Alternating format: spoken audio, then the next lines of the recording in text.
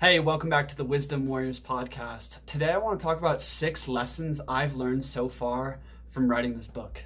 Now, these lessons, yes, they're relevant to writing, and I'm going to tell a lot of stories here, but they're also relevant to creating content, starting a YouTube channel, building a business, really going into any kind of creative project or undertaking.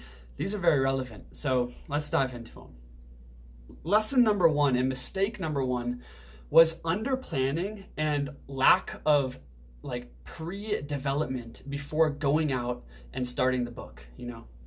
I set out to write this book as a collection of essays. I had all these notes and ideas and little blurbs I had written, and I'm just like, I'm just going to compile these into a collection of isolated essays and put that out there. And this created so many problems because when I started to transition that from a collection of essays into a story, into a book, right? I had to rework the structure, the bones of it over and over and over. And it created a lot of chaos, a lot of overwhelm, especially this third revolution of redoing the structure with my editor here is like, wow, man, I wish I put in a month or even 2 months or even more thought of what is the message I want to portray? How do I want to arrive at the message, right? And how do I want to lay this thing out? What kind of story, what kind of arc of ideas do I want to present here? When we set out without a clear plan or careful forethought, right, we just double the workload and double the stress on ourselves in every department, right? Now, this is not to say don't start, okay? No, start today. Start writing, start posting content, start on your business, start today. But when it's time to get serious, my friends, when it's time to okay, I actually want to do a big project. I want to do this undertaking, right? You got to slow down, take a step back and really think it through. Think through your plan and strategy, my friends. Now, if I was to write a fiction book, which I'm going to, if I was to write a fiction book today, I would think through all my characters. What are they like? Who are they? What do they fear? What do they desire? What is their relationship to each other? What is the plot? What are the main ups and downs on the character's journey, right? What's the world? What's the laws of the world? How does the world function if it's different than this one?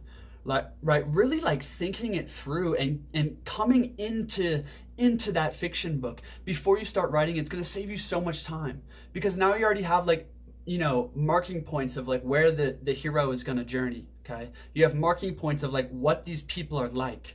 I was just reading Harry Potter the other day, and J.K. Rowling said, or she kind of alluded to it, that she spent 8 years just developing the idea of Harry Potter in the world before publishing the first book. Think about that, right? The more development you put in beforehand, the more carefully strategized and planned your work is, the smoother it's going to be. It's going to save you such a headache. Okay. Lesson number 2. Lesson and mistake number 2 is the finish line mentality, okay? Oftentimes we think a project is much smaller than it's actually going to be. Okay, whether it's starting a business, writing a book, doing anything like this. And because we think it's much smaller, we're just let me just rush towards the finish line, the arrival point. It's once I get, these chapters done, I'm basically finished, right? And then it'll be easier. So let me just get over this and then it'll be an easier, flow, okay? Or I think I'm almost done with this draft. Let me just rush for the draft. Or let me rush to complete the project, complete the video, complete the book. Let me rush for that finish line so I'm just done with it. And the problem is with this is it creates a lot of shortcuts, it creates a lot of burnout, and you lack an enjoyment along the ride, right? The finish line mentality is like white belt energy, my friends, instead of black belt energy. The finish line mentality, we're all excited for the outcome. Okay. And if we're always excited for the outcome and striving for the outcome, we're never falling in love with the craft and really developing the craft.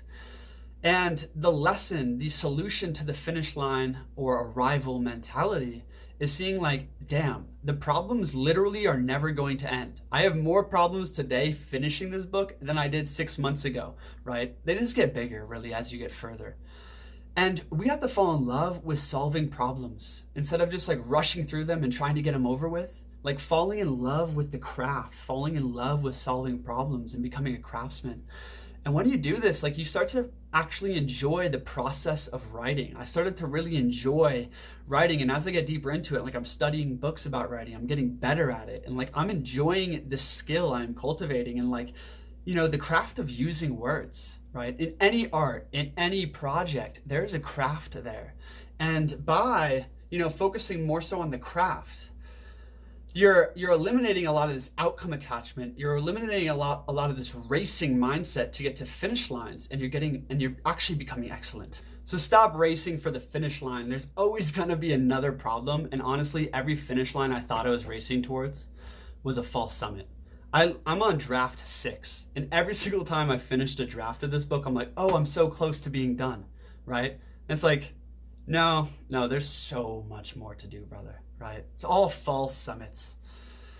So lesson number 3 is about fear and ego, and the mistake of giving into fear, even the subtle fears and subtle ego. So in writing, I came at writing with like a lot of abstraction, a lot of philosophy, right?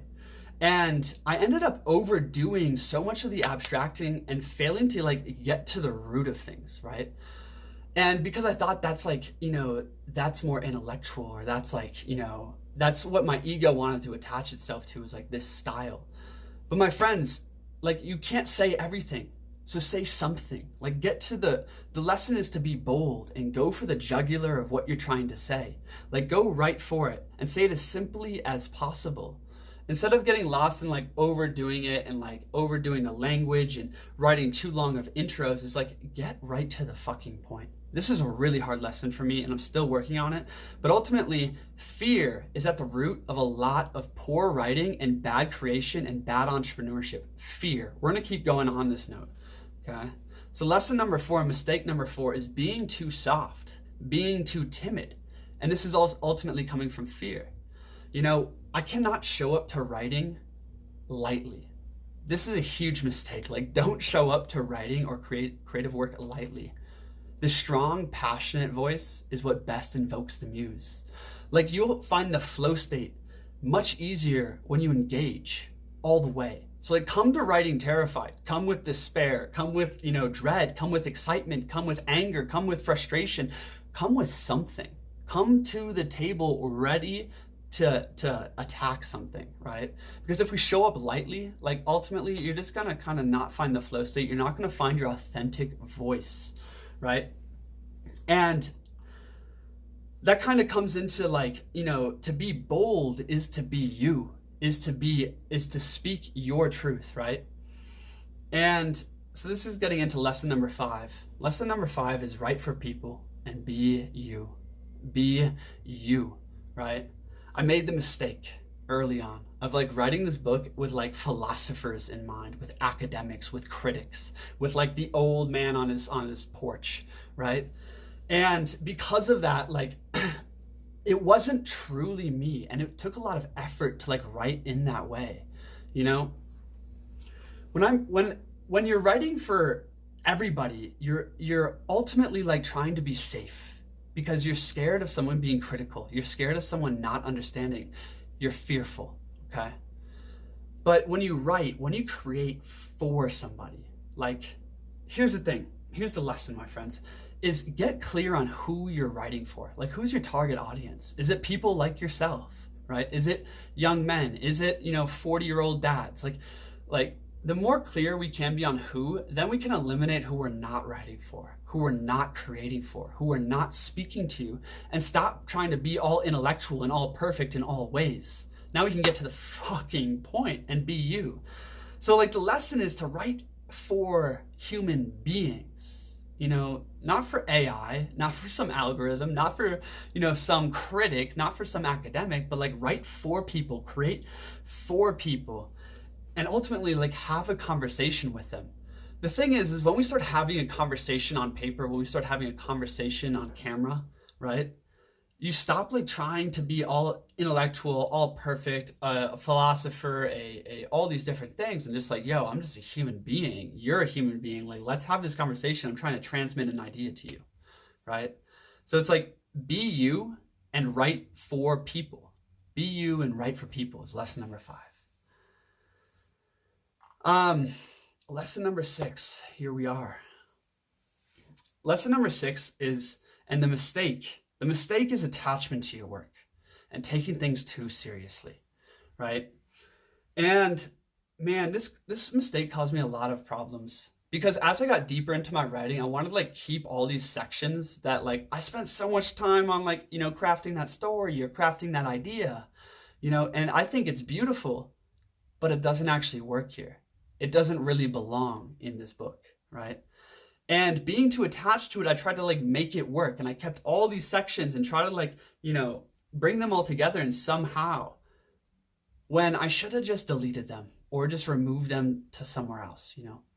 And when we're too attached to our work, it's because, again, we have too much ego about it. Like, ego and fear, my friends, are at the foundation of so much poor creativity. Ego and fear. Like, I had too much ego about it, right? So I'm too attached to my work, and I'm taking it too seriously, and I'm trying to make it perfect. And this just adds so much chaos, so much overwhelm, and so much time to the project, right? The lesson is to realize is that, yo, your work is probably shit, okay? It's probably shit. And like, stop being so attached to it. You almost gotta disidentify.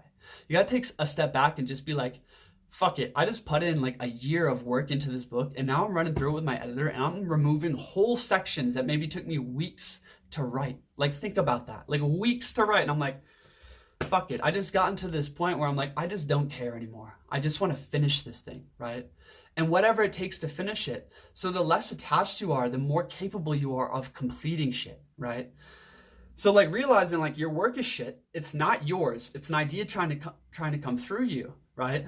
And you got to be able to kill your babies. You got to be able to literally throw away your gold, right? Because here's the thing is, like, my editor told me, is I got all these veins of gold, but a bunch of cobbled rock around them. And like, yeah, I could chisel out the gold and rework it, and that's going to take me forever. Or I could just like throw away that piece that's mostly rock and like keep all of this gold and treasure I've already, you know, amounted in this creative process. So this taking a step back and disidentifying from your work is critical to revision. And revision, my friends, revision is the key to moving from good to great. All like great masterpieces you've seen, you know, artworks or businesses or, you know, YouTube videos or books you've read, is like, you have no idea how much revision that went through. Like, so much of it was reworked, rewritten, changed, and deleted. Revision is what takes creativity from good to great. And in order to revise well, you need to be unattached from what you created. Thanks for being here, my friends. I'm Christian. If you guys want to, you know, get notified about my book launch coming up here in 2023, The Psychology of Slaying Dragons, there's a link in the description where you can, you know, join the email list to get notified about that. Furthermore, if you want to talk to me one-on-one, if you're a creator, a warrior, someone looking to live into their strongest life, link in the description for a free discovery call with me. Thanks for being here, my friends. If you're new, smash that subscribe button. Let me know, you know, your thoughts in the comments, and I'll see you at the next video. Peace.